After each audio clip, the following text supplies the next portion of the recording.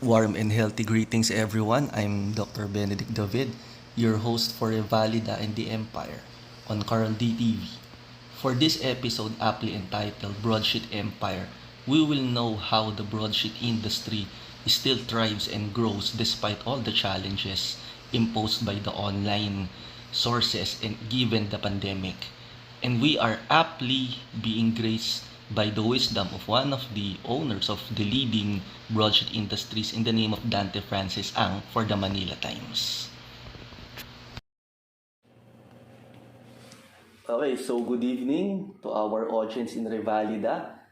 And for our second episode entitled Broadsheet Empire, I'm here with the President and CEO of the Manila Times, Mr. Dante Ang. So partner, magandang gabi sa'yo. Magandang gabi. Magandang gabi sa'yo, Dr. David. Alright, likewise sir, and I hope you are in good health and in good gestures right now with your family. Safe at home with your family. Thank you, same to you. Alright sir, so going direct to the interview proper. With regards to Manila Times, of course, it is very searchable naman on Google about its history. So, when did you start to venture in that company? Okay, my entry to Manila Times was in 2000, and but our family, because it's a family business, has really been in operation since the 70s. So my dad is a writer, so when he saved up enough money to open a business, he started a publishing business. So we started with weekly magazines, the newspapers, and then I came back to the Philippines in 1998, and then I joined the family business, and we were publishing other publications. And then in 2001, we had the opportunity to acquire the Manila Times. So that was the start of my work in this newspaper. So you were engaged in previous businesses prior to that, but what prompted your family to venture into Manila Times? I mean, yes, you're into publishing also, but why Manila Times? I mean, there are a lot of businesses out there, but why did you choose Manila Times? When I came back to the Philippines in 1998, we were publishing several magazines, a health magazine, a children's magazine, a magazine for OFWs, even small newspapers. And so after the 1998 presidential campaign, I formally joined my family business. And then we launched a national broadsheet in Filipino. It was called Kabayan. So we wanted a newspaper in our native language, in our national language, that was decent. Because back then, many of the Filipino newspapers were tabloids that had, basically pornographic content. But these are the common things you would see in many tabloids. And so we thought that there should be a decent newspaper in Filipino, and we had to go with that for several years. But it was very difficult to build a brand from scratch. And so when we found out in 2001 that the Manila Times was in the market, then we actively pursued it. There were other groups that were interested in acquiring it, but we were interested in it because it was an established brand. As you know, it was founded in 1898, so this year we're actually celebrating the 123rd anniversary of its founding. And so we felt that it would be a good move for our company to try to buy it, and fortunately we were successful at it. And then when we did acquire it, we felt that it was such a big undertaking because it wasn't just our family now that was going to be associated with this brand, with the newspaper, but it's really all of the history of Manila Times. So we felt, to be honest, a little bit intimidated, with the legacy that we had to live up to. And so we collapsed all of our publications and put all of our resources behind the Manila Times. In fact, we ended up selling Kabayan and all of the other magazines, and then concentrated on the Manila Times. So basically, we thought it was a good brand. It had a rich legacy, and sure enough, after 20 years of working at it, it hasn't been easy, but we have, I think, made some substantial gains. Mm-hmm. During those span of time, sir, what were the changes that you made for the improvement of the broadsheet? Well, in the beginning, we had our own publishing company. We had about 200 people, and then Manila Times itself, when we bought it, had 200 people, and we couldn't obviously sustain both companies. So, one of my first tasks was to consolidate the two firms. So, for many years, I was the most hated guy in the Manila Times because I was responsible for basically letting you know if we were letting you go, di ba? Yung axeman. So basically what we did, which was I think the more difficult option, the easiest option was to just retain the people who are most senior, but we wanted to do it differently. We created an organizational structure, and then we thought about who would be the best people to occupy those positions. And so regardless of whether you were our previous employee or you an employee of the company that we bought, we basically made chose people based on who was the most competent. So and of course that was a very painful process. So that was one, is to create an organization. And over the years it hasn't been easy because it's not easy to compete in the Philippine newspaper market. There are very strong competitors in the Inquirer, the Star, the Bulletin, and so there were many years that when it was touch and go for us, and we weren't really sure if we were going to make it. But it's been 20 years, 21 years now since we've handled it, and we're still around, and I think it will be okay, at least in the near future. All right, sir. During our teaser, when we visited your office, you mentioned that the challenges, even before the pandemic, has always been the online newspapers. So, what is the performance right now of your online portals or your website right now? Well, honestly, it's one of the best in the country now. When I mentioned that to you, I'm referring to, of course, the disruption of the global newspaper business. Right? It's not just, of course, those operating in the Philippines. We've all heard of, reputable newspaper companies in the United States and Europe that ended up folding. In fact, my own experience. Personal experience. I started my career with a newspaper in Oklahoma. So I was a reporter in Tulsa, Oklahoma for 2 years. It was a family-owned newspaper. It was also an evening paper. And as you know, many of the evening papers in North America had closed. And so I was working for a company that had been a victim of that. So the company that I worked for was the Tulsa Tribune. It was a 75-year-old newspaper in Oklahoma, one of the best in the Southwest region. But the trend was that, at the time, the 6 p.m. news of television was basically driving evening newspapers out of business. And so when now I returned to the Philippines, we were facing a similar challenge now with the threat of substitution from, of course, social media and other things you find online. And sure enough, you've seen a lot of papers closing up. There have been a lot of consolidation also, not just here in the Philippines, but also in other countries. And, not a few people have said that, newspapers may be extinct soon. But, I remain confident that we would survive. But of course, it required rethinking our business. So in the past, the generation before me, they would probably think of the newspaper business and refer to the paper product. But now I think many newspaper publishers are referring to content as the business.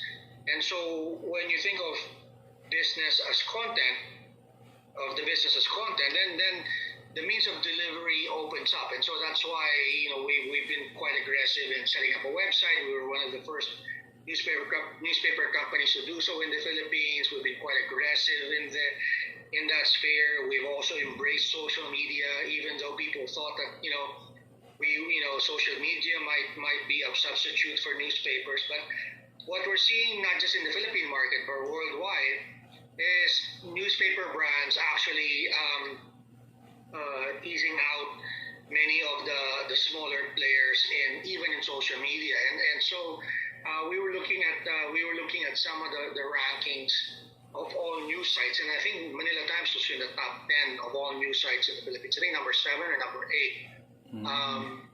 Of course, GMA, the networks are still there, but I think that's part of the change. So because we're rethinking now of our business as content, it doesn't matter now if you are a publisher or a TV network or radio network. Everyone's delivering content, so everyone's competing. So that's where we are at, and I'm glad to report that Manila Times is surviving, and I think we're in a good position to compete in that sphere. All right, so you mentioned earlier that you were the axeman of the company before. So what's now the image of Dante Ang to the employees now that you have already established a better foothold of the company? Back then, some of the people I had to let go were my relatives. Remember, it was a family business. After all, it was quite awkward even in family occasions. You let some people go, and then you see them during Christmas and birthdays, right? But my image, I don't know. I think behind my back, the staff calls me Kuya because my dad is still Chairman Emeritus. Although Emeritus implies that he is retired, he is officially retired. But he, of course, as you know, in many family businesses, he keeps active as much as he can, right? And of course, policy directions are still either dictated by him or have to be cleared by him. But the day-to-day work of the business is pretty much left to us and the other managers. So, sir, when it comes to your employee empowerment, how do you treat your employees? For example, benefits, perks, what are besides of course the usual and the mandated, how do you treat your employees for their bonuses or whatever have you? Well, we're a small firm, but since I became president of the Philippines, we've introduced for the first time, for example, health benefits that we weren't able to give in the earlier stages of our family business. And perhaps the biggest thing these days, because of the pandemic, I have instituted an indefinite work from home arrangement for probably more than 95% of our staff. Of course, some people need to be at the office.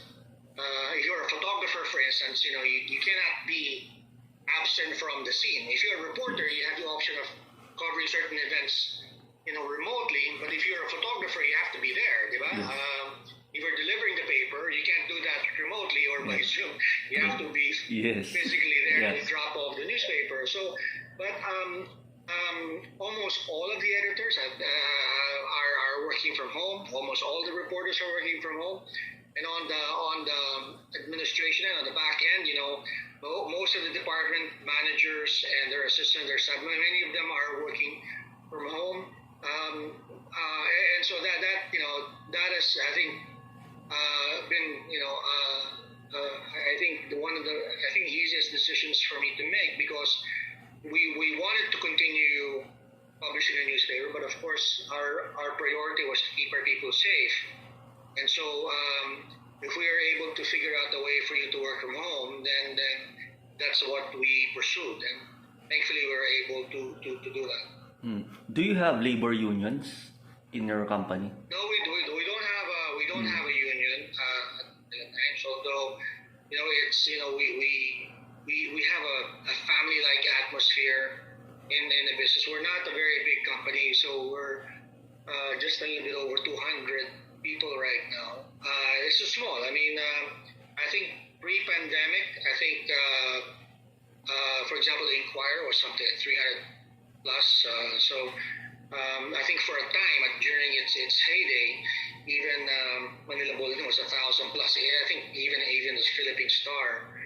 But they have, of course, many more publications than we do. It's not just those broadsheets that they publish, but they also publish many more titles. So most of them tabloids. But we as I said, have devoted our resources and attention to just the Manila Times. Mm. When it comes to the community, sir, do you have social responsibility programs? Yeah, I mean, I think it's important for any company to be engaged in that. Yeah, and in the past, Manila Times has been quite involved in a number of environmental projects. We have a long-running association with One Foundation, which is, I think, resulted in me being elected vice chairman of that organization. But we, of course, try to focus on what we are experts in, and our expertise really is information, right? So we have been a platform for biodiversity, for environmental issues, I think for Haribon and other like-minded organizations for many years. And there are other things that have been started, particularly by my father, that we try to continue. For example, he's been a long-time benefactor of Bishop de San Jose in Manila, and so that's something that we try to do as a company to complement what he's been doing on a personal level.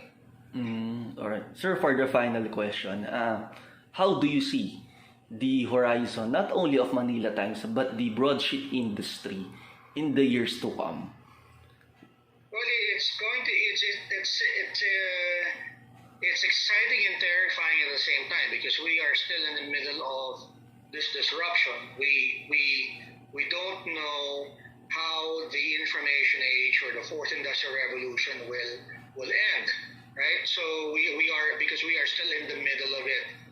As I said earlier, we're confident that we're holding our own, and I'm quite confident. I think I must have mentioned to you before. I'm confident that newspapers will survive. The bigger question, of course, is which newspapers will survive. I'm hoping that Manila Times will be among those survivors, and I think the key would be how publishers will now embrace this new model that is focused on content as a business rather than paper, right? And then be aggressive in reaching out to its audience on various platforms. And then finally, would be quite strategic in delivering the content that is suited for newspaper publishers or for news organizations in general. So what does that mean? It means that there's so many sources of news now. I think the emerging need of consumers is to understand what's going on. And I think because there are so many sources of news, I think most people would feel that they are informed, but I think many more don't feel as confident that they grasp the significance, the relevance, or have a good understanding of why things happen. And I think that's the future role, not only of newspapers, but of other news organizations in the future. All right.